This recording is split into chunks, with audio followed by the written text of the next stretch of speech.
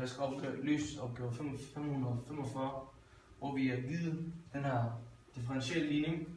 Men der er det lille twist, at y-mærke det ikke står for sig selv, så vi skal isolere det.